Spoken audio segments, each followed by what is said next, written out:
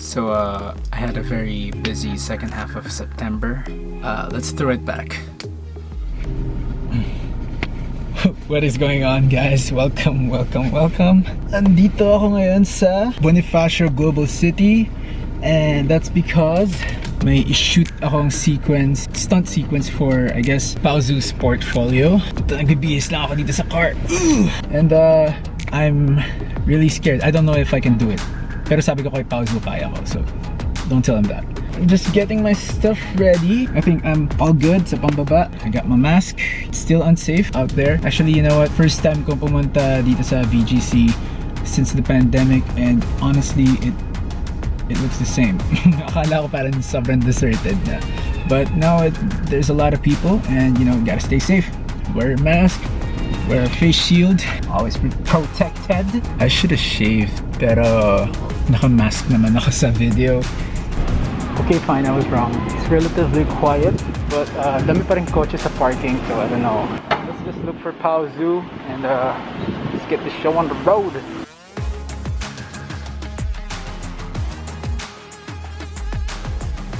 Yo! What's up, bro?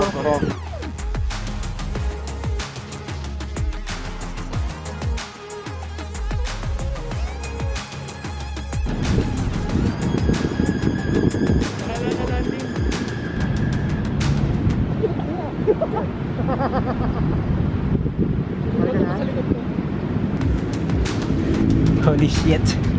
Dapat naman message kita kanya.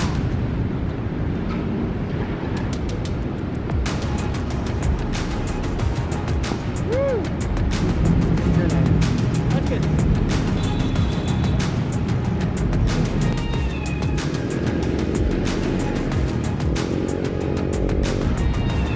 Basta bumaba na yung cardio.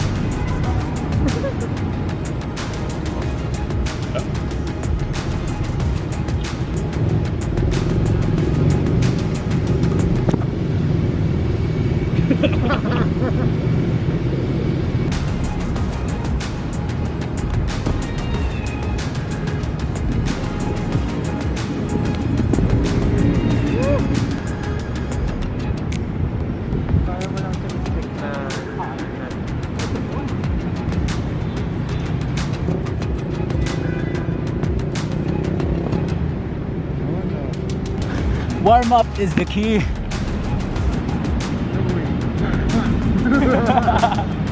Good ka doon? Yeah. Try lang natin yung sapat.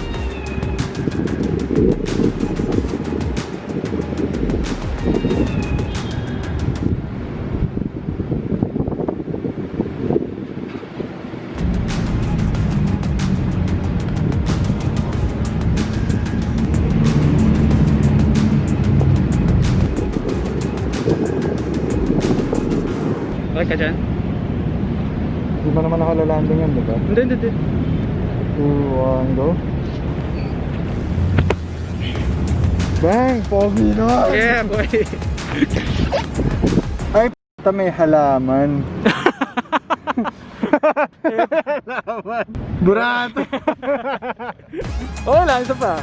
Hindi na ito. Oy! Sir! Ayy! Sir! Hey! Solid yan! Oh shit! Avenger na ako, puta. Guys, ito ang tunay na photographer.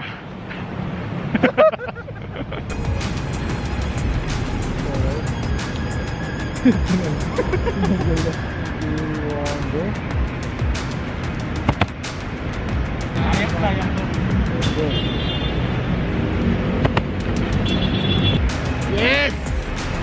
Bingo! Yes! Tama yan. Parang pinapakan ko lang yung ano. Yes! Grabe to, grabe. Hindi ko nakuha yung ano, patalon ka pa lang. Ay, oo nga lang. Pero okay yan, ha? Yun no, Avenger. Yes, may hero shot na ako. Wala tayong concrete shot? Ah, meron.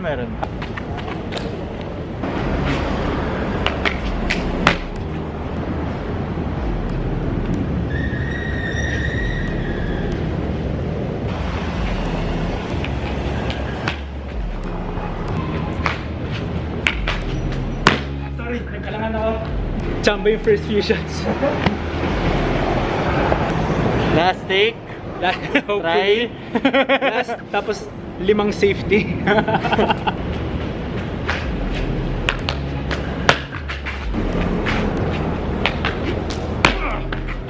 Puta ba na yung landing ko? Final. Question mark. Final. Point 1. Thesis draft. Final. Try namin ulit mamaya. Final next week na lang ulit. See you.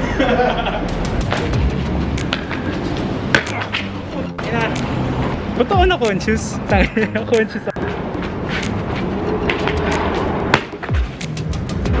Ilang bits na ako doon? Ako rin. Kasi ang inasuot ko. Yes sir, it's a wrap. That's a wrap. Ito ulit next week.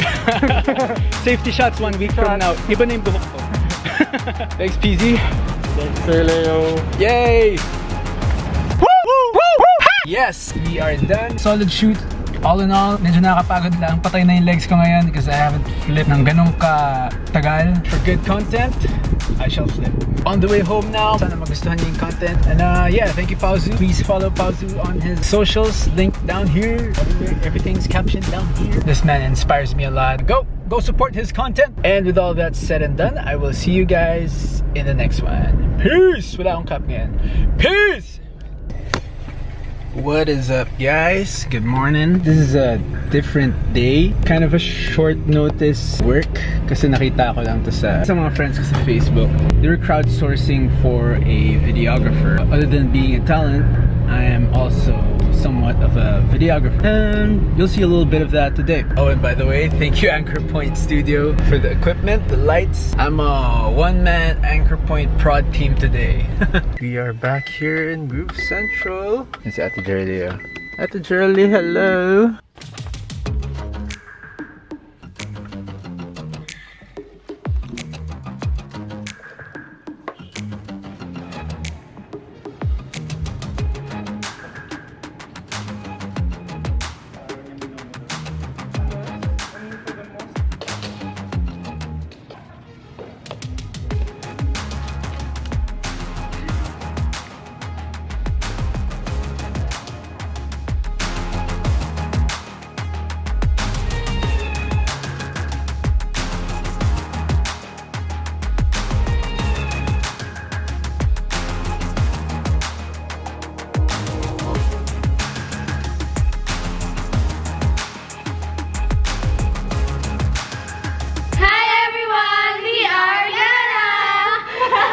Oh, diba? Hindi ko style yun.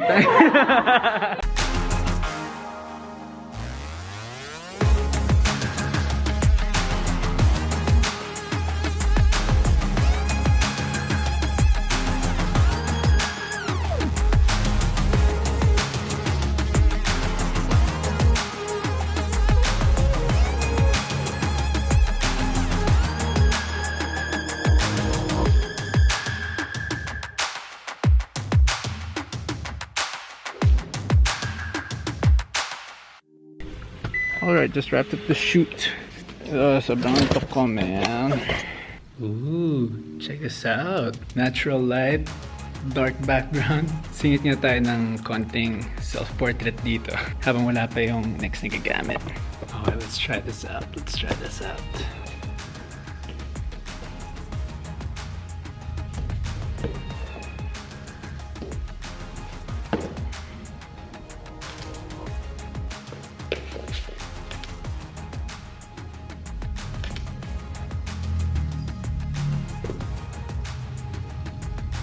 What up, bro?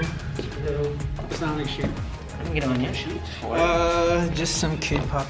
Man, I don't even. So yeah, that was all in the same week. Oh, and also, I had my wisdom tooth removed. Kaya natagalan din ako gumawa ng video kasi hindi ako makasalita na maayos. But let's save that for another video. I actually want to talk about something. This is a quote that I run to a lot. And I've been dwelling on it for such a long time. Jack of all trades is a master of none.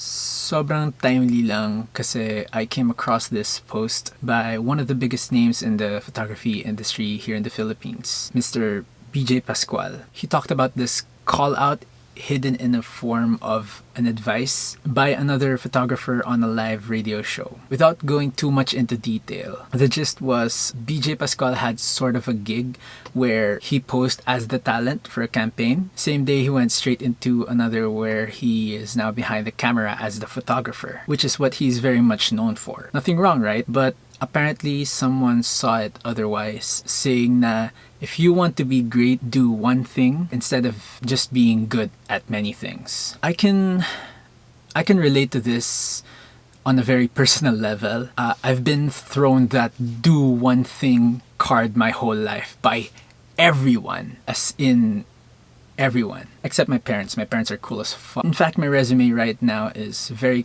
colorful because I really depend on my skill set that I've learned throughout my years living. I was a dancer, cheerleader, now a fitness trainer, photographer, videographer, theater actor, and slowly going back into music. Pero syempre hindi ko kaya gawin yun lahat. Of course, had to let some of it go, but I'm still very much on that flexible grind. I allot time for each of those in my day-to-day life. BJ Pascual also mentioned this talk from Anna Wintour. Wintour? Back in 2015, where he quoted, babasahin ko, "Please don't become over-specialized. Be intellectually free. Try lots and lots of different things, but don't close your mind to other callings, especially in this age of media. It is crucial to have multiple interests and skill sets." He put a link of that quote, of that, I guess it's a video, and I'll also link it down below. Emphasis in this age of media. Times are changing and we as humans, as people, have to keep up. Yeah, it's different for everybody. Someone might be doing one thing and they're happy, they're contented, and that's all well and good. Walang kaso. I have nothing against that. Others, such as myself, just simply can't stay put. But don't you want to be comfortable? I don't want comfortable, at least not right now. Right now, in my age, I will do as much as I can, as long as I'm capable, and consume as much knowledge as possible. I just can't put my curiosity and energy to rest. Yes, there will also come a time where I'll have to retire and really stick to one thing, maybe in my late 40s or 50s. And at that age, I wouldn't want to look back and have regrets. I don't want to be that guy who has constant self-pity and says a lot of what ifs. What if ginawa ko yung ganito? If only ganito ako, you get the idea. To not dwell on this matter too much, I guess my takeaway here is, if you're stuck and unhappy, or if you feel like wala ka ng growth sa ginagawa mo, or you're just really curious, if you can afford it, try to learn something new. Take that leap of faith. Iwasan mo lang magsisi ka sa huli. But again, let me make it clear that if you're happy and contented by that one thing you're doing right now, I am also cheering you on. Do not judge someone by their hustle. You don't know their fight. You have your own. Last na lang, going back to that quote that I mentioned earlier, Jack of all trades is a master of none. Kind of negative, no, kapag sinabi mo sa isang tao. But recently, I found out that there's a continuation to that quote, which isn't popular. It was actually meant as a compliment. Jack of all trades is a master of none, but oftentimes better than a master of one. I know we're acting stupid. Maybe just a little bit foolish. But I feel so young.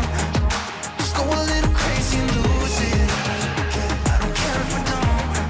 It's the only way we know how to do it. I feel so young. I know we're acting stupid. Maybe just a little bit foolish. Just go a little crazy and lose it. It's the only way we know how to do it. Kill the lights.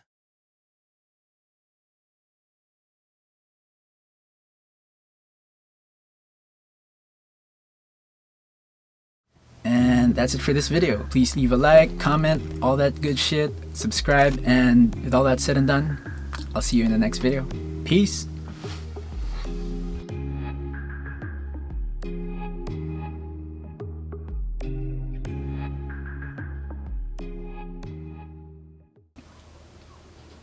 Also, in the same week, I bought this piano keyboard.